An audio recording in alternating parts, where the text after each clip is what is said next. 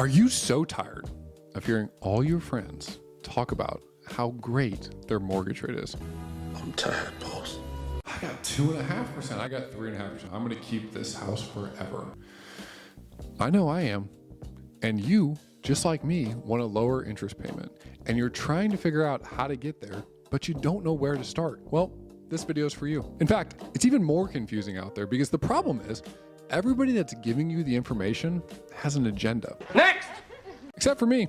I don't care if you refinance or not. I don't make any money on it. So in today's video, I'm going to walk you through what is a mortgage refinance? What are all the key numbers that you need to be thinking about? What does a case study look like in terms of how do we actually map out, should we be doing this or should we be waiting? And what we're going to finish with is what are the key takeaways? And by the end of this video, you're not only going to have clarity around whether you should mortgage refinance, you're also going to have that same joy that you felt when you first closed on the house in the first place. So let's dive in. Hey everyone, if we haven't met before, my name's Jacob Turner. I'm a former Major League Baseball player and I'm currently the co-founder of Moment Private Wealth, a financial planning firm that specifically helps athletes and entrepreneurs build and protect wealth. And in today's video, we're going to walk you through everything that you need to know about potentially refinancing your mortgage. Now, chances are you are probably seeing all over the news that rates are dropping. And if you're anything like me, you have mortgage lenders calling you, telling you now is the time. Now is the time to refinance. And they're telling you that your interest rate's going to be lower. So why on earth would I not do that? Well, let me rewind the clock just a second. What is a mortgage refinance anyways? Well, I'm going to give you an analogy. Everybody out there usually has a car. So consider if your car was taking up too much gas, or you didn't really like the payment on it anymore, or it was starting to get old and you had to take it to the shop all the time, or you just needed something else to be able to accomplish everything that you needed with your car. What would you do? Well, chances are you would take it back into the dealership and you would ask them and say, here are all the outcomes I'm trying to create. Can you help me get there? And chances are they would have a different car that maybe has better gas mileage. Maybe it's a little bit newer. Maybe it has that third row you've really been wanting. But what you would leave with is something that better fits your lifestyle today. And in short, that's all a mortgage refinance is, except for we're doing it for your house instead of your car. But the four key numbers that you need to understand when it comes to a mortgage refinance are simply this. You need to understand what your interest rate is. You need to understand what your monthly payment is going to be. You need to understand what your closing costs are going to be. And more important, number 4, you need to understand what is the formula to understand if I am really getting a better deal. Because remember, everybody else, they kind of have an agenda with this thing. So let's talk a little bit about this. When we think about your interest rate, on the surface, if you're getting a lower interest rate, it makes sense to do it, right? Wrong. If you're getting a lower monthly payment, it makes sense to do it, right? Wrong. What really matters is the payoff, everything that's included in this process, is the break-even point make sense for you to do it? How long are you going to be in the house? Are you going to refinance again? Are rates going to drop further? All questions that we might have the answer to, but also are a lot of unknowns. And again, what we're going to walk through today is going to give you clarity on all that. Before we dive in, I mentioned I am so sick and tired of hearing my friends tell me about how low their mortgage rate is. So let's come up for air just for a second.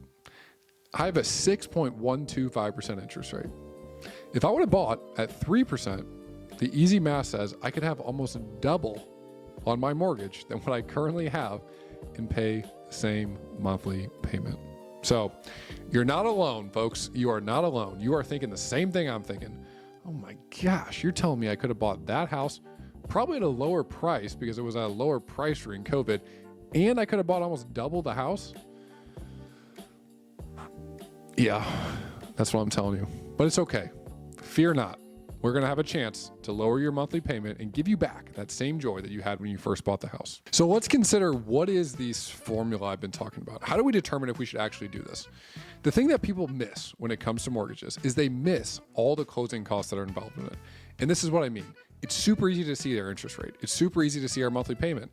What's not so easy to see, and what the lender is not going to be so quick to tell you, is when you actually close on that refinance, when you swap out your one piece of paper for another piece of paper, there's a bunch of costs that go into it. And that is why they're calling you all the time. Because guess who those costs go to? Them. And they're called closing costs. And what you need to understand is what is the formula to make sure that I am not getting the short end of the stick. So the formula is simply this. You take your closing costs, which are typically going to be a couple $1,000s, typically going to be 1 to 5% of the loan amount. You take that number, that closing cost number, divide it by what your monthly savings is, and then you get a break-even point. That break-even point is in the number of months. Let's say our closing costs were $4,000. Let's say we are saving $400 a month on our mortgage payment. Okay. That means our break-even point's 10 months. That means if you're in your house for the next 10 months, you keep paying on that mortgage every single month for the next 10 months, you are going to get to a point after 10 months, you broke even. All the money that went to the lender and closing costs, you've now recouped with the monthly savings. Now, it might be easy to say, well, I'm going to stay in my house for another 10 months. But what about if rates go lower? Well, if rates go lower and you have to refinance again, you're telling me I got to write another check to the lender? Yeah, chances are you are. So let's break this out into a case study. What you're looking at here is if we had a refinance situation. We're starting with a 6.75% interest rate, and we're refinancing into a 5.75% interest rate. So on the surface, slam dunk, we're shaving 1% off of our interest rate. $450,000 loan on each. On the 6.75% interest rate, our monthly payment's about $2,900 a month. Go over to the 5.75%, our monthly payment is $2,600 a month. So about a $300 monthly savings. Really good deal. Even more importantly, you are going to save about $104,000 in interest over the life of the loan by refinancing. $100,000 in interest. I think this is what people don't quite realize about homeownership.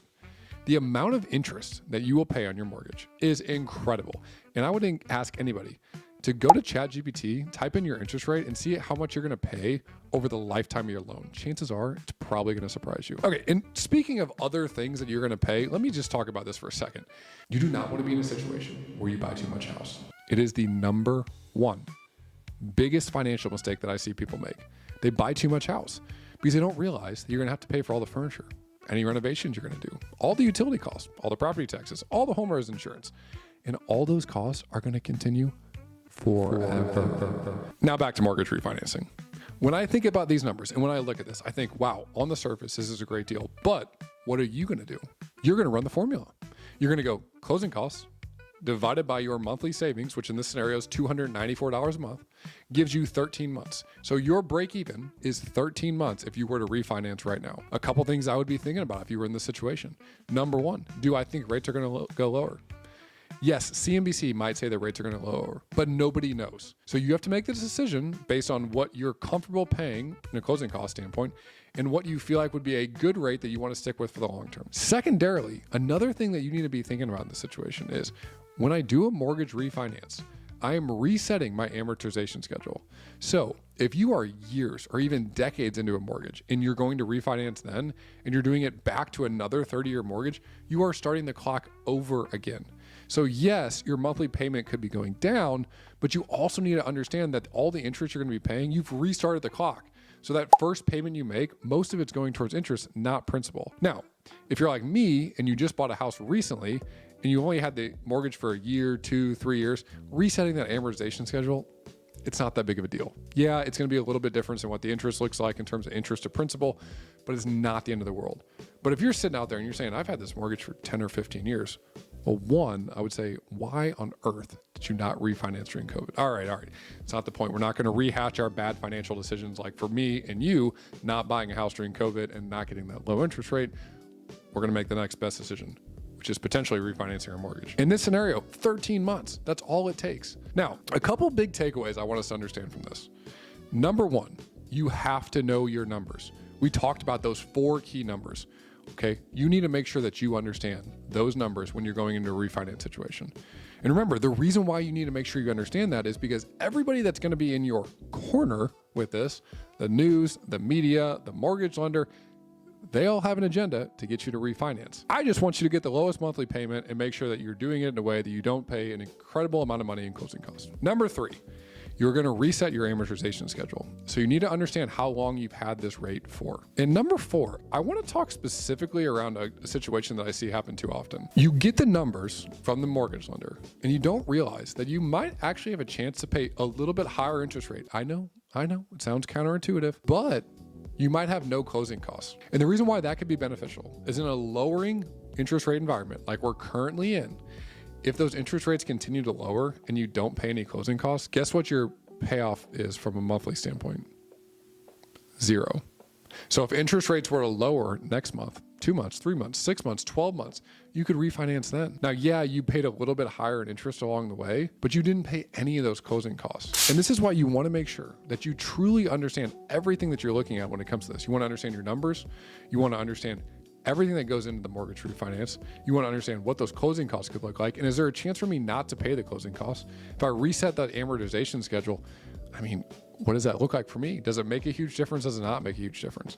And most importantly, I think you want to make sure that you have somebody on your team that has an agnostic opinion on this. Because every mortgage lender that calls you is going to tell you how great of an idea it is to refinance your mortgage. Just remember, they're really great people. They're also only getting paid if you refinance your mortgage. As always, my goal is to help you get smarter with your money. As you think about refinancing or any financial decision, a lot of the stuff I talk about is the same stuff over and over and over again. And it all reverts back to one key concept. You need to get educated around this. When I think about how we help our clients with this at Moment, it's making sure that we educate them first and foremost before we ever make a decision about going left or right. So if you're into that sort of thing, make sure you follow along and don't miss any future videos. Until next time, my friends.